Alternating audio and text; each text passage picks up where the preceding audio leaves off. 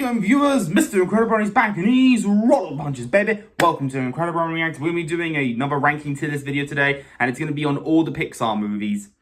That's right. I've decided that every time Pixar releases a new movie, I just need to do a tier list, mainly because when I did my first Pixar tier list, I had different opinions to what I have now, and a lot of new viewers I get probably don't watch my older videos, so if I make more of these videos, you can then actually see them, and you can see the same kind of video but with better quality and all that jazz, you know. So you pretty much know my opinions on these films already, but I can still give them themselves little mini reviews and just give my ratings in the end. And you know what, I also want to do as an excuse to talk about the new Pixar film Inside Out 2, which I literally saw this morning. So, and that's another reason I didn't do any reactions today. I was just busy this morning and I did watch a film, so just didn't feel it. And also, this feels like a good time to do it. But either way, let's just get out of the way, because there's a lot of movies to talk about, so let's do this one pretty quick. Okay, so cue the music.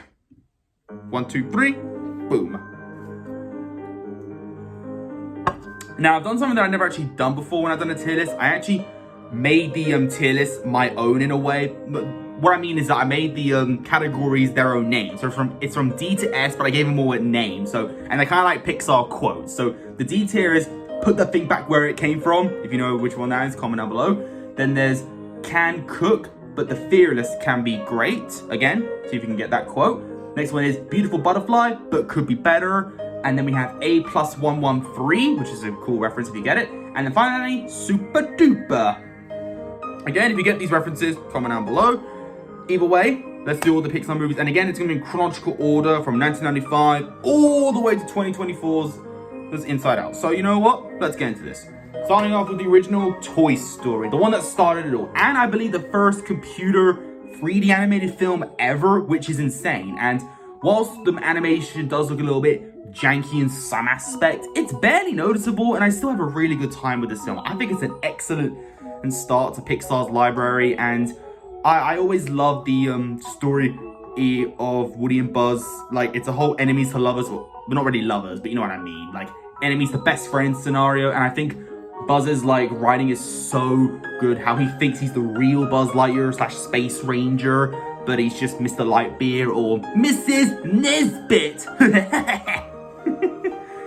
It's a very quotable film, and it's super hilarious. Like I said, voice acting is done incredibly well, and yeah, I never get bored with this film. It's a legendary film that started a great franchise and an amazing animation studio in general, really. So you just have to give this film so much credit. So I give it overall a 9 out of 10 film. If I had any complaints, I guess I'm not a fan of all of the Randy Newman songs. I like You Got a Friend in Me, that's amazing, but the other ones are just in my opinion.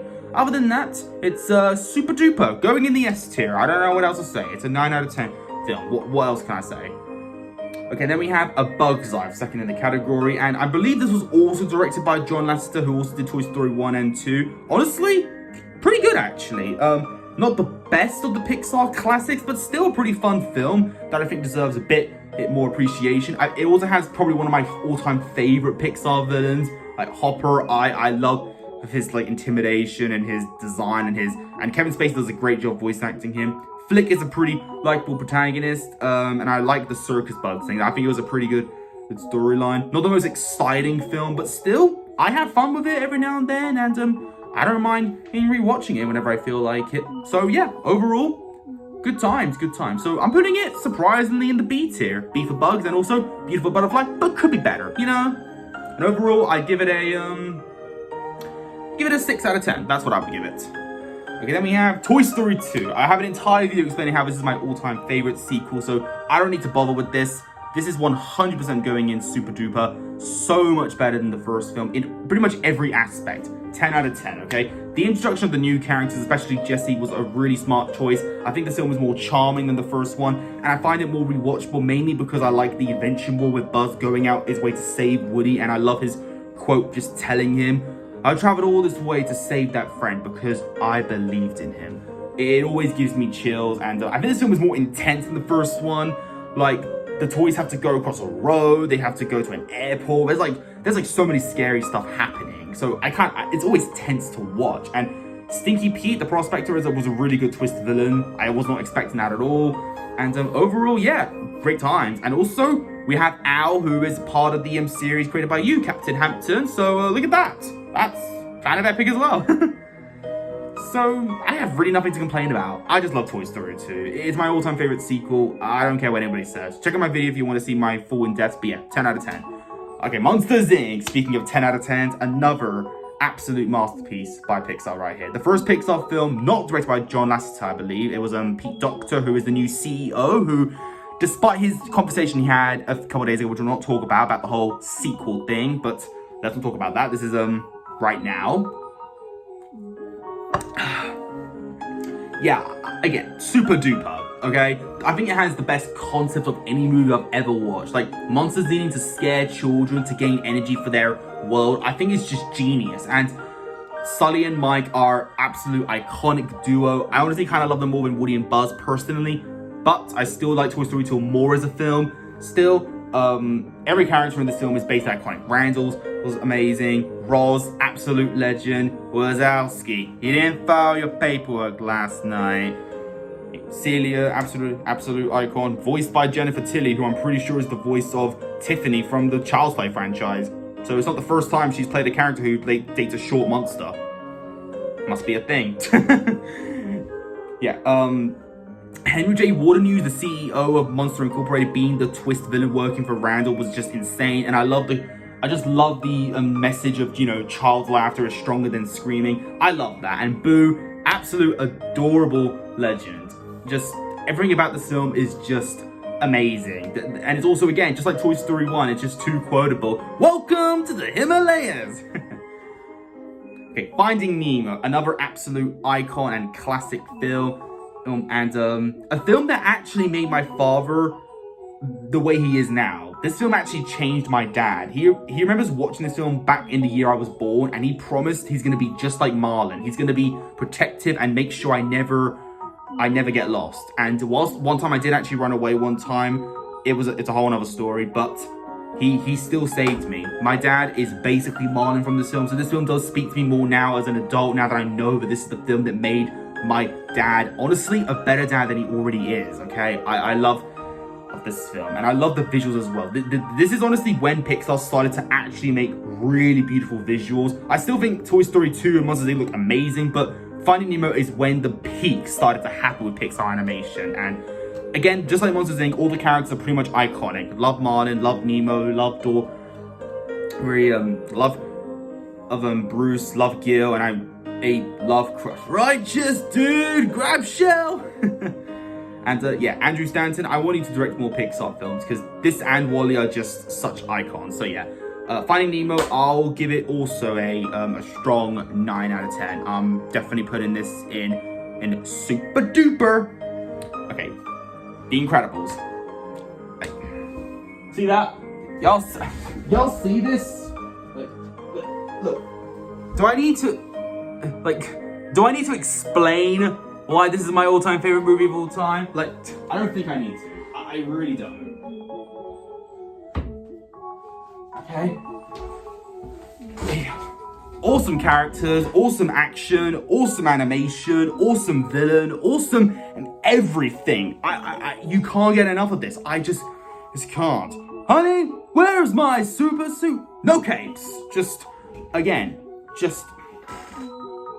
masterpiece. This is how you should do superhero movies, okay? I don't care what anybody says. This is the pinnacle of what we need in today's society. Incredibles, more than super duper. It is a masterpiece. Cars. Life is a highway. I wanna ride it all night long. Honestly, this film is honestly underrated. I think this film deserves more love. People say that this is when Pixar fell down for some reason. I disagree. This is a great Pixar film. This is also 2009, its favorite Pixar franchise. So shout outs to you, buddy, if you watch this. It's fine if you don't. Yeah, this is honestly such a great film. The journey of Lightning McQueen becoming like the rookie sensation to like, he was unlikable at first, but then he became likable thanks to the help of Radiator Springs and Mater and Sally and Doc Hudson. Again, really fun characters, and I really like the concept of it. And as someone who enjoys shows that has like anthropomorphic vehicles, I guess it just speaks more, you know, like Thomas the Tank Engine, that's a good example, Chuggington, you know, all that jazz. But this film did inspire planes, which, you know, kind of sucks. Don't really like that film, don't really get the love. Yeah, just don't talk about that. But Cars, it was a really good film. I'd say I'd give this, honestly, I think it's like a 7 out of 10. It's really good. So I'm putting in the A+113 section. Ratatouille. Yes. Yes. Brad Bird. Why isn't Brad Bird directing more Pixar films? Like, both this and The Incredibles are literally absolute beautiful pieces of art. Like, I don't know what else to say. It's just again, this is a 10 out of 10. I'm putting it right up in super duper. I do kind of prefer the other films in the category, so it's at the bottom of the super duper list, but it's still just such an awesome film. Remy, the rat being a chef but controlling linguini under his hat, I always found that just genius. I always found that genius. Also, you have the guy from Lord of the Rings voicing Skinner, you know, the little chef. I forgot the actor's name, but I know he's the guy that says, "My precious." It's just too much. I can't stop laughing at that. Yeah, this film will make you hungry, so I suggest you watch this film after you eat. Just word of advice. Yeah. Okay, Wall-E. Oh my heart. This is, honestly, if The Incredibles did not exist, this might be my favorite Pixar film. This or Toy Story 2, I really don't know which one I prefer. At this moment of time, I think I find Toy Story 2 more fun to watch, but Wall-E is more of an emotional film and more important to today's society for what humans could become in the future. And Wall-E and Eve, just couple goals right there. Like, probably the cutest couple you will ever see. And that is probably why I love Uzi and N from Murder Drones, because like it's like two robotics falling in love. I don't know what it is. There's just something about non-humans falling in love that just makes me smile more than humans falling in love. I don't know. I don't know what it is, but I don't care. Visual masterpiece. I think this is visually the best Pixar film. I don't care what anybody says. This is honestly my favorite style of animation, where it's just such like a barren wasteland and post-apocalyptic or something. I don't know, maybe it's because I watched a lot of Walking Dead or something, but I'm in love with these visuals. I want more movies like this, and that remind me of games like Inside, you know. It's awesome. Yeah, I'm putting this up in super duper right there. Again, don't know if I prefer Toy Story 2, but since Toy Story 2 is like a sequel, that kind of makes it more impressive and it's more entertaining, but still, I don't care. It's not about entertainment, it's about love, trust, care, and just emotion, and Wall-E definitely has that. If you don't believe me, something might be wrong with you, okay? I'm sorry. And oh my gosh, another emotional film up. Do I even have to explain why this film will destroy you both mentally and physically? This film will make you smile and cry at the same time. I can't think of another film that does this perfectly. Well, actually, there are a few, but Up is the first film that comes to mind when it does that. The first 15 minutes, which I'm not going to spoil if you haven't seen it, but you know what I'm talking about, because I don't want to cry right now. It might just be the greatest first introduction to a film ever. It was just unexpected on every single level. I did not expect to see this as an 8-year-old, okay? When I was 8, I watched the Pixar films, but like, oh my gosh. Yeah. The story of Carl Fredricksen being alone, and then meeting up with Russell, and then going on his adventure with balloons attached to his house, and then you get to see Duh, and then you get to see his childhood hero, Charles Muntz, and then you got Kevin, the snipe. Just it's such a lovely adventure is out there. That's all you gotta say. Yeah, 10 out of 10. Like what else do I say? What else do I say? It's a 10 out of 10. It really is. Like, what else do I say? What else do I say? Okay, Toy Story 3. This is honestly I don't know if this is an unpopular opinion, but I don't love this as much as the first two films. It's still an amazing film. I'm putting it in A+, okay? I'm giving it like an 8 out of 10, but like, I do think the film doesn't hit as hard as the first two. I think like the final like 20 to 30 minutes of the film, incredible. Absolute incredible or writing. I honestly love those parts, like especially the part where Andy gives all his toys to Bonnie, and like the whole dump scene with the I forgot what it was called, the furnace thing. Yeah, that's just amazing. But I do think the first, like, I guess like the 30 to 35 minutes are just not as strong for me. I think I don't know. Also, I kind of figured out Lotso was going to be the twist villain, so it wasn't as shocking to me. But still, when we are revealed, when Buzz becomes evil, that's when the film becomes great, in my opinion. I think it just has a bit of a little weak start, but that's okay with me. I still really enjoy this film, so there's nothing else I could say. Cars 2. Okay, I actually made a video explaining that this film is not that bad, not that great either. The whole spy thing, I think it's cool. I like spy movies. Maybe I thought it was a cool thing that it was like different, you know? And it doesn't ruin the characters. It doesn't make Lightning McQueen unlikable. It doesn't ruin any of the characters, you know? And whilst it's nice to see Mater get some screen time, he's not really my favorite of the Cars franchise personally. And I do like Finn McMissile and Holly Shiftwell. They were cool additions. The villain, I forgot his name, but fine, I guess, you know, not the most well-structured plot of a film, but still pretty smart in some aspects, you know. Just not the most, it's not a very rewatchable film. And it has a very intense beginning, I will give it that. And it has some insane, like, I believe this film has some insane body counts. I think The Incredibles has more, but I think this is close to having a lot of body counts. This is a lot of death in this one, so yeah. Be cautious of this one. So, Cars 2, not that bad, but not a great film, I could say either. So for that, I'm putting this in, can cook, but only the fearless can be great, you know? So I give Cars 2 like a 4.2. Yeah, 4.2 out of 10, you know? It's fine. It's fine, you know? Okay, then we have Brave, my mum's favorite Pixar movie. Honestly, underappreciated. I really like the story of Merida, you know, a lady who doesn't want to be a princess, wants to be her own, you know, shooting bow and arrows and change her fate, you know. And also, maybe it's because I love Scotland as well, you know. I have one of my teachers is from Scotland, so maybe that kind of helps. I don't know, but I like it, and I think her mum turning into a bear is one of the funniest things ever. This film is actually really funny as well, if you really think about it. It's just it's a fun time. Not amazing, but still really good. Like, it's really good. I think it's like a 6.5 out of 10, I'd say. Better than A Bug's Life, definitely. So yeah, I'm putting it in Beautiful Butterfly, but, you know, it could be better. Still, Mum, if you're watching this, no hate at all. Still, really good film, and I would like to watch it again with you one day. Okay, Monsters University. Probably Pixar's most underrated film, in my opinion. This film does not deserve any of the negative feedback. It's great. I already made an entire video on this, so yeah. I give it like an 8 out of 10, I want to say. Yeah, 8 out of 10.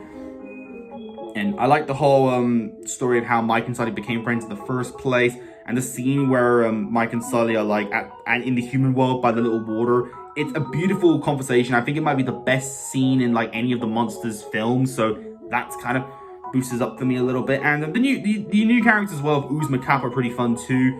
So yeah, I really like it. I actually really like it. I'm sorry, that's just my opinion. Okay, Inside Out, of course. Pete Docter, you got me again. I mean, you got us already with Up and Monsters Inc., but dang, you had to hit hard with Inside Out. A literal emotional roller coaster, and again, a very genius concept. It's honestly, it's a 10 out of 10 for me. I really like it. I really do. It's such an insanely good written film, honestly. And I think all the emotions are really cute and well put together. And I think it has some of the best voice acting as well. Amy Poehler as Jo is just genius. Bill Hader as Fear is just the best thing ever. And Mindy Kaling. Oh yeah, Mindy Kaling's in this. You know, the one who created Velma.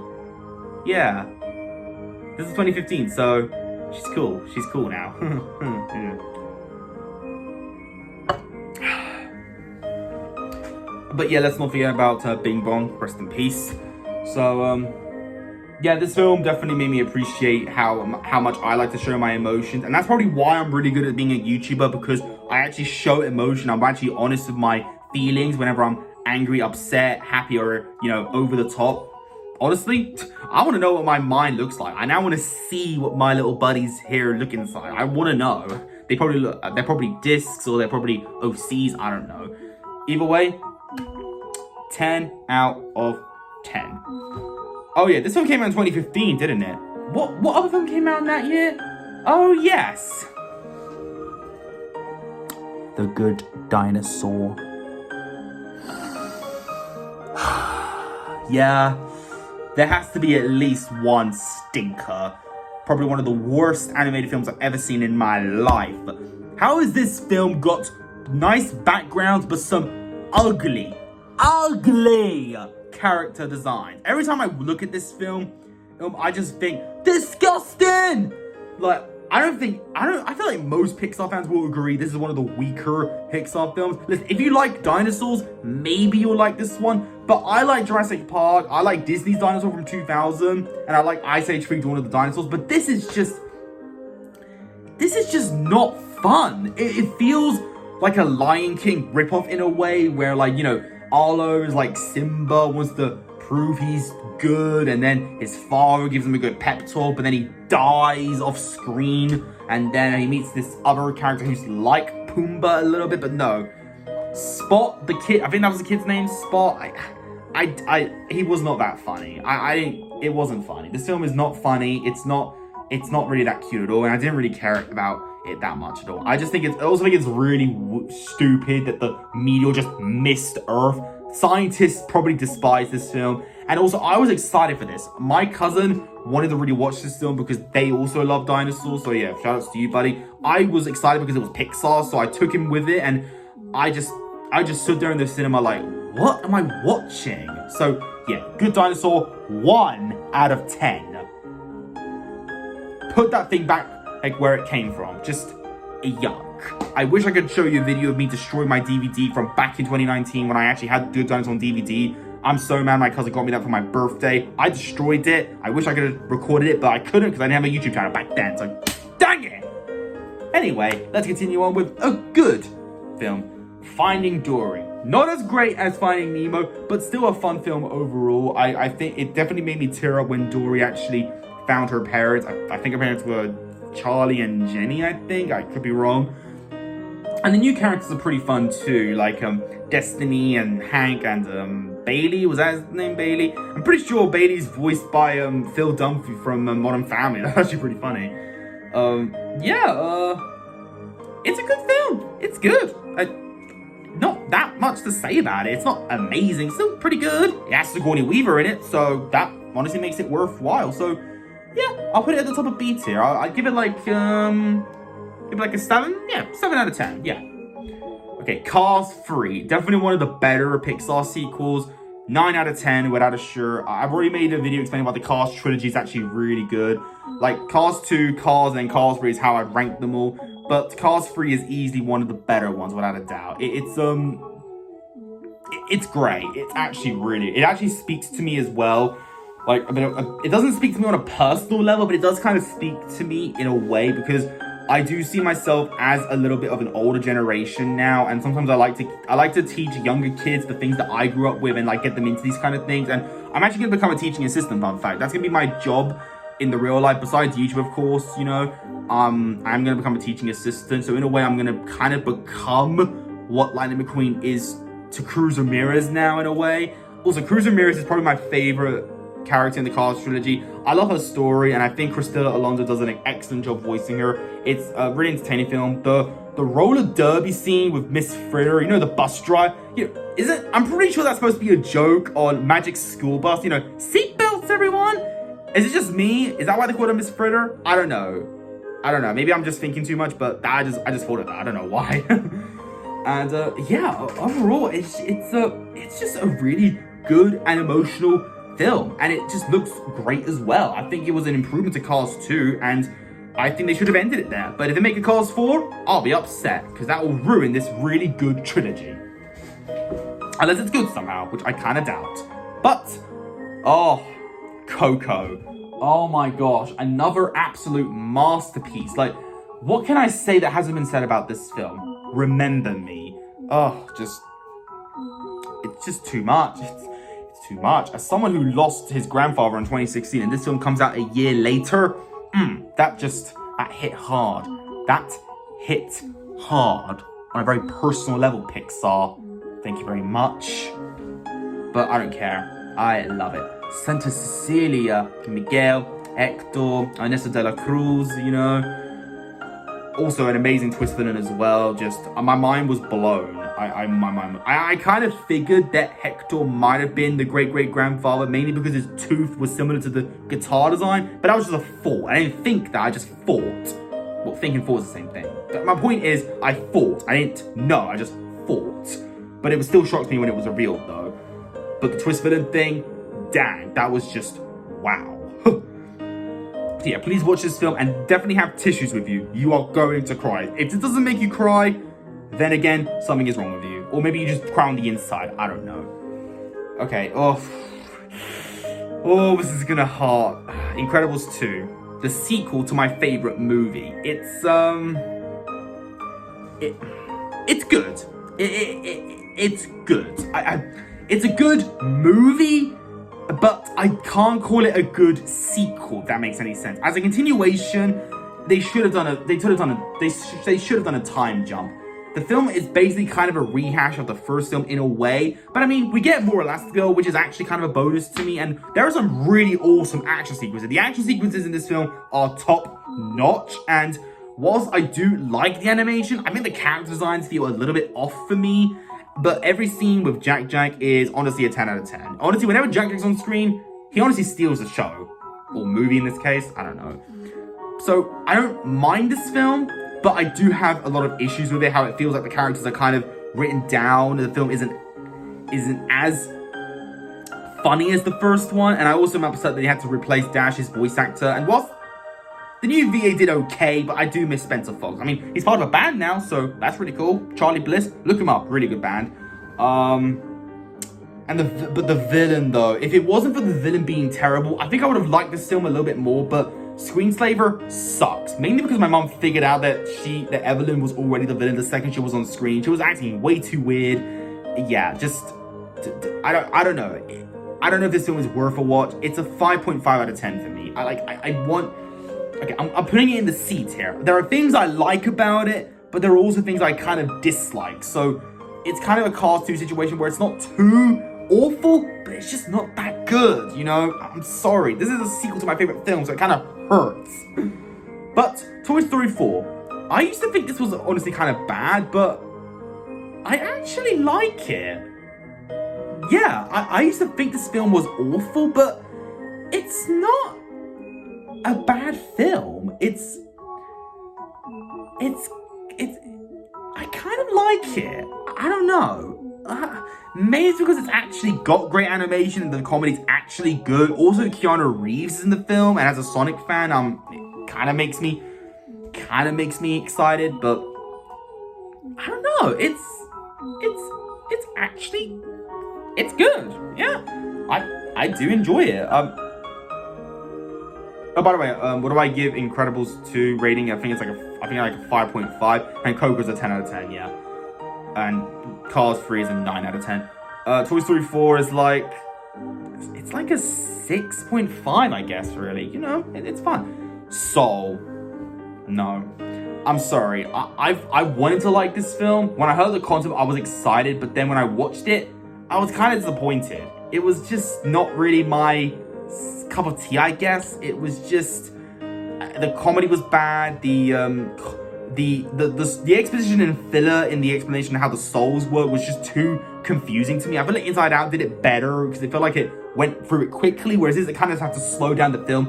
And then the film turned into Freaky Friday all of a sudden. Jamie Foxx and Tina Fey's characters swap bodies. Like, it just wasn't that fun. I'm sorry, but Pete Docter, I feel like you could do better than this. I know people like this film, but I just didn't. I'm sorry. This is a 2 out of 10 film. This and The Good Dinosaur, I feel like they could have done better. Onward, it's fine. Like, 3 out of 10 at best, I guess, but like, it's not that special. Like, I don't know. It's hard. Like, it feels like a DreamWorks. If this was DreamWorks, I think I would have liked it, but because it's Pixar, it doesn't really feel like a Pixar movie, personally, you know? Still funny at times, but that's just it. So, I guess I can put it in... I guess I'll put that thing back where it came from. DreamWorks? Yeah, I don't know. Onward... I mean, I have to watch it again, maybe, because I haven't watched it in a while, actually. Luca. I loved it the first time watching it, but after rewatching it a couple times, not as amazing. Still, really good coming of age. I mean, not really coming of age. It's like growing up story in a way. I don't know. I've been to Italy before, so that kind of helps. It can cook, but only the fillers can be great. I feel like it could be a bit better.